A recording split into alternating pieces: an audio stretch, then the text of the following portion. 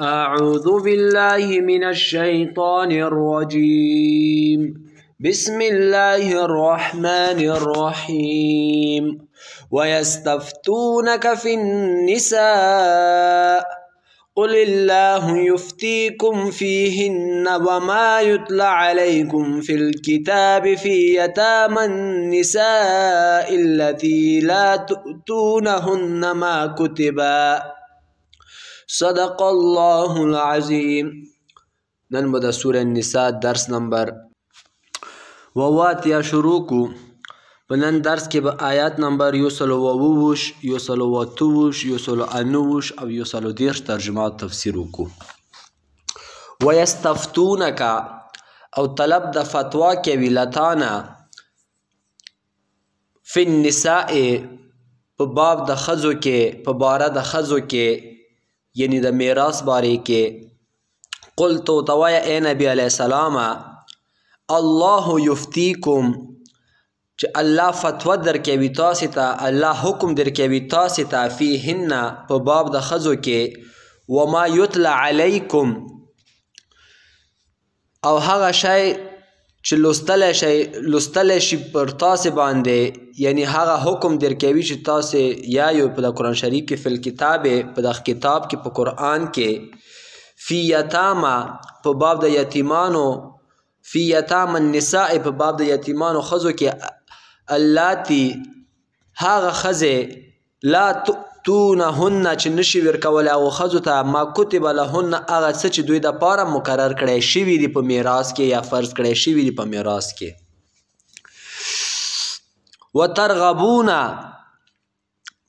دوی او مینه کوي او مینه کوئ تاسې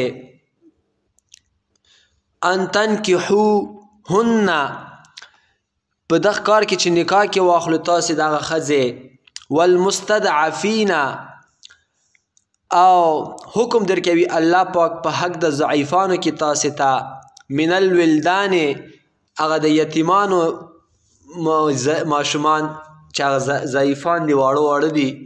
وان تقوموا للیتامى بالقسط چې ودرېږئ تاسې په حق د یتیمانو کې په عدل او انصاف سره. همدارقم ته په ښځو د حق کې په میراث په مهر کې په عدل او انصاف سره.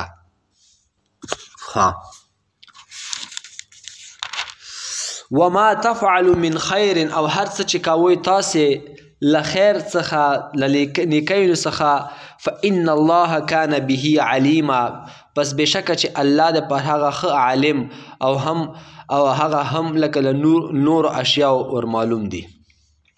وإن امرأة خافت او که کومه ښځه ډارېدله وېرېدله، خافت ډارېده من بعلها له خپل خاوند څخه، له خپل میړه څخه، نشوزا د سرکشۍ له وجې او اعرادا، سرکشۍ نه مطلب یعنی د حقوقو په منع کولو کې، همدارنګې د صحبت په ترک کولو کې، او اعرادا یا د مخ په ګرځولو کې، یعنی د مجلس کې اوسه نه کېناسته او خبرې مبرې نه کولې. فلا جناح علیهما، نو هېڅ ګناه نشته په دوی دواړو باندې، ان یصلحا چې دوی دواړه صلح وکړي، بینهما مابین د خپلو کې، صلح کولو سره. والصلح خیر، او دا صلح چې دا ډیره غوره ده.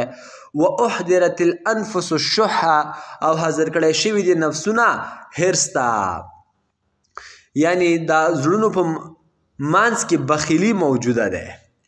وان تحسنوا وتتقوا، او که نیکي وکړئ تاسې، وتتقوا وډار شوئ تاسې د الله څخه، نیکي وکړئ یعنې خپلو ښځو سره. فإن الله بېشکه د الله چې د کان بما تعملون خبیره، نو هغه شی چې کوئ تاسې ښه خبردار دی. ولن تستطیعوا او لسره به طاقت رانوړئ تاسې، ان تعدلوا چې تاسې عدل وکړئ بین النساء په مابین د ښځو کې، ولو حرستم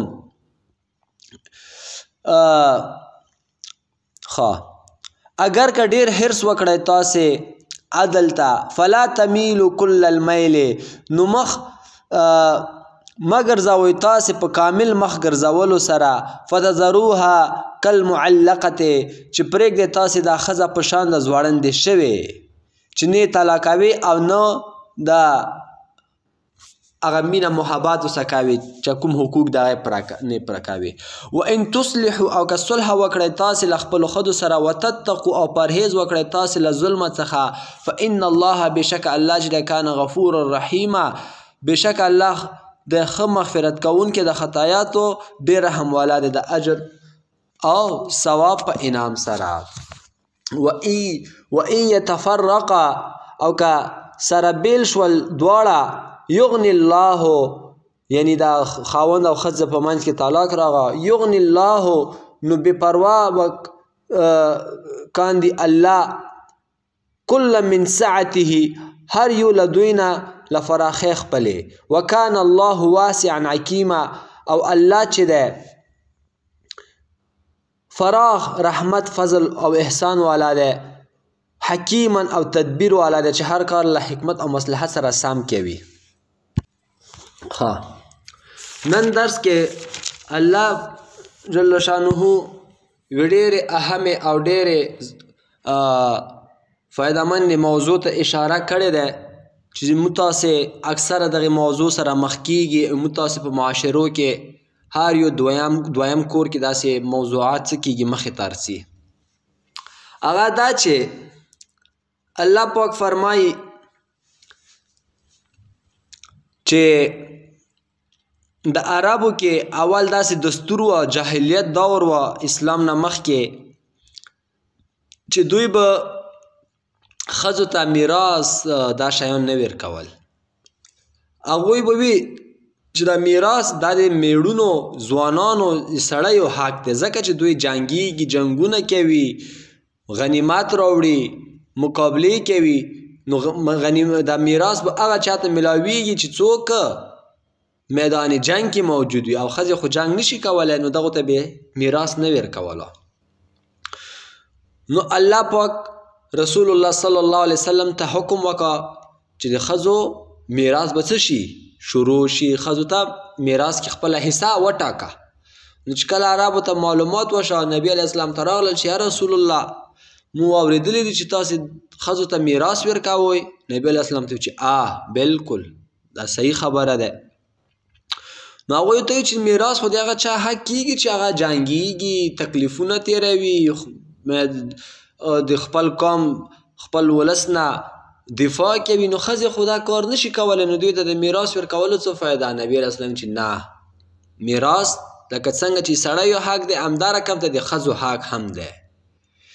نو بس صحابه و چې دا خبره واورېده بس دویمه خبره یې ونه کړه او د الله حکم ته یې غاړه څه کړه کېدوله. سبحان الله دومره په دین باندې مین خلک او حال دا چې دا کله انسان یو کار کې ټول عمر تیر شوی بیا هغه کار نه منې کېدل دا ډېر سخت وي. صحابه و چې څنګه نوی آیات نازل شو ډایرکټ به خپل ځان نه عملي کا ځکه خو الله پاک دومره لوی مقام یې کړی. دا اول آیت کې خو همدا خبره وه چې ما تاسو ته ووایي ویستفتونک فی النساء دوی تا نه طلب د فتوی کوي. دغه ته بعضې خلک فتوا یایي دا فتوا ما یایو فتوا یایو فتوا غلطه معنا رسي فتوا. نو الله پاک ورته وایي قل لله یفتیکم الله تاسو ته فتوا درکوي فیهن په حق د دې ښځو کې وما یتلا علیکم هغه څه چې تلاوت کیږي په تاسو باندې فی الکتاب په کتاب کې فی یتام النساء همدارنګې هغه یتیمې ښځې همدارنګې د مخکې څه فرمایي هغه یتیمان وړکي نو عربو به یتیمانو واړو ته به هم هغه نه ورکوله میراث. همدارنګې چې کومې ښځې به مثال خبره ورور ښځه به پاتې شوه یا نوره کور کې هغې میړه به مړ شوه بس هغې سره به واده وکړه مهر دا شیان بیا نه ورکول. نو الله پاک دا ټولو تر ذکر کړل که یتیمان ښځې وي که یتیمان واړه وړکي وي که کونډې ښځې وي نو دغو ته به تاسې څه ورکوئ میراث ورکوئ. د نن سبا خاص کر موږ پښتانو قوم کې دا مسله د نش په برابر حساب ده خفه کېږو به نه. په پښتانو کې زه چې خپله څومره سوچ کومې په سلو کې الله مې د غاړه ما بندوي 99% خلک چې دي هغه ښځو ته خپل لور ته خپل خور ته میراث کې حق نه ورکوي. بس چې لور خور یې واده شي چا کوم جایداد وي په زمانو کې تقسیمیږي لورګانو ته خورګانو ته هیڅ حصه پکې نه ورکول کیږي. دا مسله زده کړئ محترمو. دا بیله خبره ده چې غریبه څه یایي نه خپل حیا دې واجب څه نه یایي او ته به ځان په غلی کې هغې دنیا کې به دغه سوال نه کیږي. هغه پلار چې خپله لورې جایداد کې لور ته حصه نه ده ورکړې هغه پلار نه به دغه باره کې پوښتنه کیږي. هغه ورور چې خپل خور ته جایداد کې حصه نه ورکوي دغه ورور نه به پوښتنه کیږي. بعضې بیا دا خبره کوي چې بس موږ خو خپل خور ته خرچه ورکوو. خرچه بیله خبره ده. تا ته نه دې په کروړو منځه کې لاندې کړي دي ته به کال هغې ته 1,00,000 روپۍ ورکوې 100,000 روپۍ ورکوې په دغې غلطوې نه. دا خو باسیا ورکوې هغه خو تا خور ده. هغه غریبه خو مزدوري نشي کولی. میراث چې تا د څومره جایداد پاتې ده دغه کې به خپلې خور حصه بیله کړي او هغې په نوم به کړي ویر به کړي باقي هغه پوه شه او کار یې پوه شه چې هغې قبول کا خپل بچیانو ته ویر کوله واپس یې تا ته در کوله هغه یې دې کار ده. نو په دغې مسئلې باندې عمل کوئ. دا زموږ په کورونو کې چې د جنګ او جګړې وي مال کې مو خیر او برکت نه وي هغه همدا وجه ده. تکلیفونو سره مخ کیږو د خپل لور او خور حصه څه کوو خورو. د بل آیات کې الله پاک وان امرأة خافت من بعلها ښځې او خاوند په مابین کې جنګونه ارڅي. الله پاک فرمایي کله کله داسې صورت پیدا شي میړه خپلې ښځې سره نه لګېږي یا مثال خبره ښځه زړه وي یا ښځه مثال خبره ښکلې نه وي. نو په دغه صورت کې الله پاک ډایرکټ داسې نه وتایي چې بس تاسې طلاق واچوئ. ښځه کسي چې والا میړه خو ما سره نه لګېږي نو ښځه دې لږه داسې وکړي خپل حق مهر دې څه کړي ورته معاف کړي چې زه تا ته خپل حق مهر څه کوم معاف کومې بس ما سره څه شه جوړ شه. که په دغه باندې میړه راضي شه خو ډېره ښه خبره ده. دغه ته الله پاک څه یایي فلا جناح علیهما په دغو دواړو کې هېڅ ګناه نشته په دغو دواړو باندې. څه مطلب یعنې دا په رشوت کې نه ارسي ځکه دلته که میړه ته حق مهر معاف کړو نو میړه خو هم لږ ورتېر شه چې زه که زړه یې که بدرنګه یې خو بس اوس به وخت درڅه تېرومې دا رقم ته صلح دې وکړي. یا مثال خبره ښځه دې ورته ووایي چې زه بس طلاق مار کوه بل واده وکړه او ایما چې څومره حقوق دي درې هغه حقوق که ټول نه ته پوره کوې نیم یې ته پوره کوه په دغې باندې صلح وشوه دا هم صحیح ده. ځکه دا طلاق ډېر بد څیز ده. ښځه غریبه ښځې ته اختیار شته چې وکړي میړه ما سره نه لګېږي ما سره وخت نه تېرېږي زه یې خوښه نه یمې بس اول خو الله پاک دا چانسونه ورکړي دي چې زه خیره ته لږه اوسې تېره شه. یا ښځه خپله کسي که زه طلاق ته نه واخلم دا بچي مې به تباه برباد شي. نو الله پاک طلاق ته ډایرکټ اشاره نه دی کړې څه یې ورته ویلي دي فلا جناح علیهما ان یصلح بینهما صلحا والصلح خیر. دا صلح ډېره غوره ده. پوه شوئ.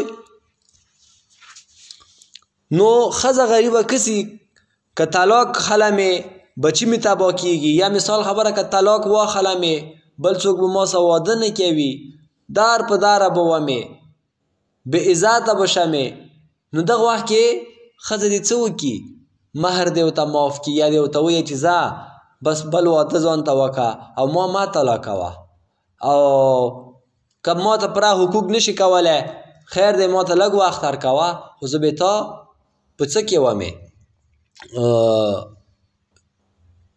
ژوند کې ومې. دغه یو څو اختیاره ښځې ته الله پاک ورکوي. او که ښځه کسي چې نه زه بس دغسه مې وخت نه تېرېږي، مېړه ماته وخت نه ورکوي، بس ښځه دې ورته ووایي چې خپل مېړه ته چې تا زه خوښه نه یمې ماته طلاق راکړه. صحیح شو. الله پاک څه فرمایي؟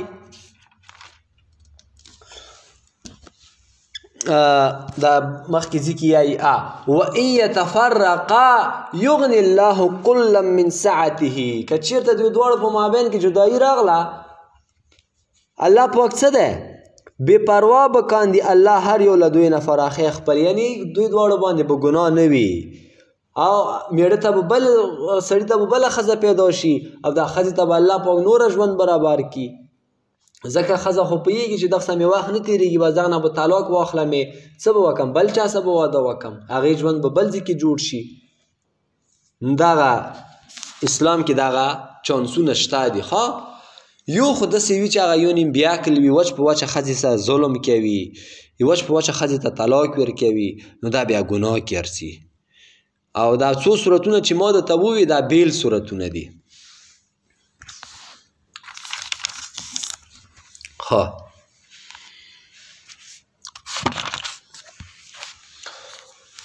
ولن تستطيعوا ان تعدلوا بين النساء. او تاسې سره طاقت نه لرئ چې تاسې څه وکړئ د ښځو په مابین کې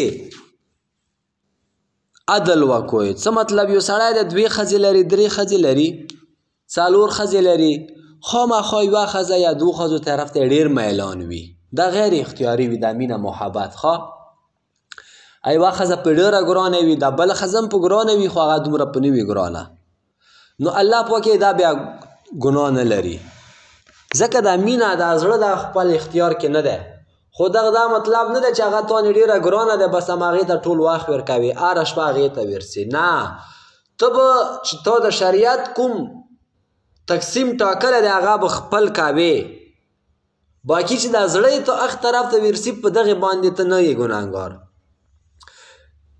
هغې ته څومره خرچه ورکوي دا بلې ته به هم دومره خرچه ورکوي، هغې ته چې څو شپې ورکوي دا بلې ته به هم هغومره شپې ورکوي، هغې ته چې څه رقم ماړی ورکوي دا بلې ته به هم ورکوي. دا خو یې تا اختیار کې دي، چې خپل اختیار کې دي دا به سلو کې 50% هر یوې ته پوره پوره ورکوي، چې کومې تا اختیار کې نه دي هغې باندې ګناهګار نه یې. ځکه رسول الله صلی الله علیه وسلم بی بی عایشه رضی الله عنها په ډېره ګرانه وه، نورو ښځې هم پې ګرانې وې، خو بی بی عایشې سره د قدرتي مینه ډېره وه، نو داسې نه کول چې ټولې شپې مثال خبره میاشتې کې به 50 شپې یا 60 شپې بی بی عایشې رضی الله عنها سره تېرولې، دا نوره شپې به نورو بیبیانو سره نه، هرې ښځې ته به یوه شپه وخت ورکوله، نوره زړه غیر اختیاري ده چې هر چا ته ورسي هغه پروا نه کوي. او د آیات کې الله پاک فرمایي والصلح خیر، دا صلح چې دی دا غوره دی. څه مطلب؟ یعنی د ښځې او د سړي په مابین کې چې صلح وشي دا به ښه وي. الله پاک ښځې ته فرمایي که ته پوهېږې چې بل چې ته د واده نه کېږي یا کسې چې که مېړه نه طلاق واخلمې بچیانو زندګي مې تباه کېږي، نو خیر د صلح وکړه، دا به ډېره غوره وي. او دلته صلح نه مطلب صرف دا نه دی چې ښځې او د خاوند صلح ته اشاره ده، بلکې دغه نه هر یوه صلح مراده ده. که چېرته مثال خبره د مسلمانانو کفارو جنګ وي او مسلمانان پوهېږي چې دلته موږ صلح وکړو، اسلام ته مسلمانانو ته فایده ده، نو صلح دې وکړي. یا همداسې نورو ځایونو کې دوه مسلمانانو ورونو خپلو کې جنګ وي، نو الله پاک څه ورته فرمایي والصلح خیر، صلح څه ده غوره ده. او که داسې صلح وي چې د کفارو په فایدې کې وي، نو داسې صلح دې بیا مسلمانان نه کوي، یا داسې صلح وي چې هغې کې حرام حلال شوي وي یا پکې حلال حرام شوي وي، نو داسې صلح دې هم بیا نه کوي. هر هغه صلح چې اسلام سره په ټکر کې وي هغه صلح ترې نه ده مراد، هغه صلح ترې نه مراد ده چې اسلام سره په ټکر کې نه وي بلکې اسلام سره موافقه وي. نن دپاره همدا درس بس دی، وما علینا الا البلاغ.